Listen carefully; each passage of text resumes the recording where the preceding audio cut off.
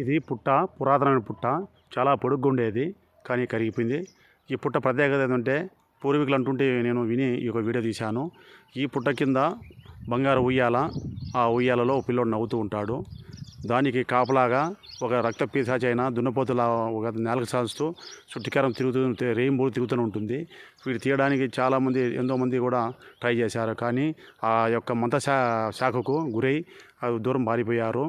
ఈ యొక్క వీడియో తీయడానికి కూడా నేను కూడా భయంకరంగా అనిపించింది, కాకపోతే తీయాలనే మనం ఏదో ధైర్యంగా తీశాను. చూడండి ఎంత పొడుగ్గా ఉండేదో, కానీ వాన కరిగిపోయింది. ఇలాంటి వీడియో తీయకూడదు కానీ తీశాను, కానీ మీ ముందర పెడుతున్నాను. ఒక లైక్ చేయండి.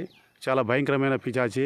ఆ పిశాచి దాటుకొని అవతల పోలేరు. ఏ మంత్రాలు వచ్చినా కూడా ఆ మంత్రశక్తి వికటించి రక్తం కక్కి ఆ మంత్రాలు చనిపోతారు. వీడిని తీసేదానికి వీలు లేదు. యాక్చువల్గా ఇది యొక్క వీడియో తీయకూడదు కానీ తీశాను. అంత దేవుడి దయ వల్ల తీశాను. అంతా దేవుడు చూసుకుంటాడు. బాయ్ రవి.